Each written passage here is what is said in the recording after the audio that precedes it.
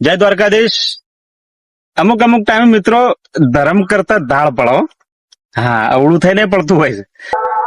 એક માજી તો ભગવાનને ટપાલ લખી કે હું નિરાધાર છું, મારી ઉંમર બહુ થઈ ગઈ છે, હે પરમાત્મા તું મને 1000 રૂપિયા મોકલાવજે, મને 1000 રૂપિયાની બહુ જરૂર છે.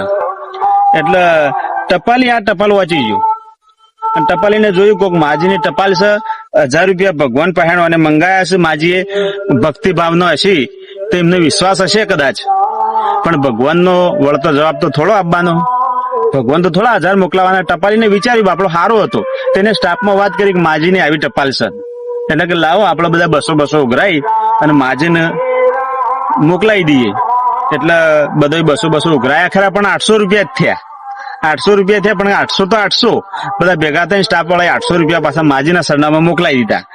માજીના હાથમાં એ પૈસા આયા એટલે માજીને ફરીથી ટપાલ લખી ભગવાનને કે હે ભગવાન, હે પરમાત્મા તું તો નોંધારાનો આધાર છે, નરસિંહ મહેતાનો 52 કોમ કર્યો, પણ તે 1000 રૂપિયા મોકલાયા છે, મને વિશ્વાસ છે, પણ મને 800 રૂપિયા જ મળ્યા છે. એટલે આ વચમાં રોયો ટપાલી 200 રૂપિયા મારા ખાઈ ગયો છે. એટલે પરમાત્મા તું આ ટપાલીને તું ધ્યાન રાખજે. એટલે ઘણી વખત ધર્મ કરતા પણ તાળ પડી જતી હોય છે. 2 દારૂડિયા ફૂલ થઈ ગયેલા, તે એક જણો બીજાને કે થોડું ઓછું નહીં પડ્યું, કે ઓછું પડ્યું. એટલે કે હેડ ત્યાં ફેર જઈએ. તે 2 જણા સાયકલ લઈને ઉપડ્યા ને, તે કેરિયલના નટ કોકને કાઢી નાખેલો. તે જમ્પ આવે ને એટલે કેરિયલ પેલા પંખા અંગાથી ભટકાય. એટલે પેલો પાછળ બેઠો તો રહ્યું કે ખબર કે ઠપકી આવે છે, હવા ઓછી લાગે.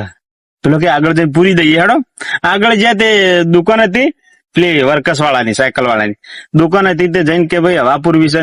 પેલો કે લાઈટ નહીં અને પેલા મશીનમાં હવાય નહીં, કે અંદર પંપ જૂનો પડ્યો છે, કે એનાથી પૂરો તો આવત બરોબર.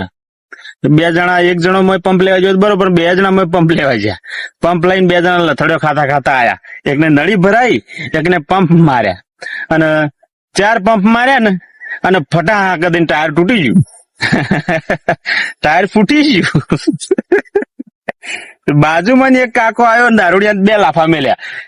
પેલો દારૂડિયો ભાઈ હતો કે કાકા સાયકલ મારી છે, ટાયર ફૂટ્યું તો મારું ફૂટ્યું છે, તમે ચમ મને 2 લાફા મેલ્યા?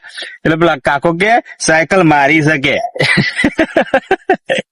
તો કે મારી કે તારી તો આ પડી બાજુમાં, કે ભાઈ હવા હાલ હવા ફૂલ પૂરી અને પોન ખાવા છે એટલી વારમાં તું મને દઈ જો પાછો. એટલે અમુક પીવા વાળાને આવા ડખા થતા હોય છે. તો પેલા એકણ જો મહાપુરુષ પાહણ, સંત પાહણ જો કે બાપુ તમારા આગળ એક પ્રશ્ન કરવા આવ્યો છે. બાપુ કી બોલો કે મારે લગ્ન કરવા છે, તે લગ્ન કરું કે ના કરું? આવો પ્રશ્ન લઈને જેલો. તે બાપુ કે કશું બોલ્યા નહીં. કે બાપુ તમારા પાસે પ્રશ્ન લઈને આવ્યો કે લગ્ન કરું કે ના કરું એમ, તોય બાપુ બોલ્યા નહીં. પછી પેલા ફરીથી પૂછ્યું કે બાપુ લગ્ન કરવા તમારી આગળ હું સજેશન લેવા માટે એમ કે આવ્યો, તો હું લગ્ન કરું કે ના કરું? તોય બાપુ કશું બોલ્યા નહીં. એમના પત્ની હતા, ધર્મપત્ની, એમનો ટોયકો કર્યો કે બહાર આવજે. એટલે બાપુના પત્ની બહાર આવ્યા. બહાર આવીને કી બોલો, એટલે કે એક દીવો કરી જજે. તે પરિણામે એક દીવો કર્યો અને પછી એ તો પાછો અંદર મઢીમાં જતો રહ્યો. એટલે પેલો ભાઈ આવ્યો તો જે પૂછવા, એવું કે બાપુ ખરા બપોરે ચેમ દીવો કરાયો?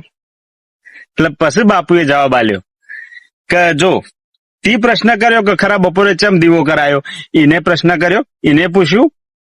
એટલે કે ના, એને ના પૂછ્યું, તમારા પત્નીએ ના પૂછ્યું. તો કે આવી મળે ને તો કરાય લગ્ન, બાકી ના કરાય. એમનો પ્રશ્ન, એમને જવાબ મળી ગયો. આ સાથે મારી વાત પૂરી કરું, વળી પાછા વાતમાં મળીશું. જય માતાજી.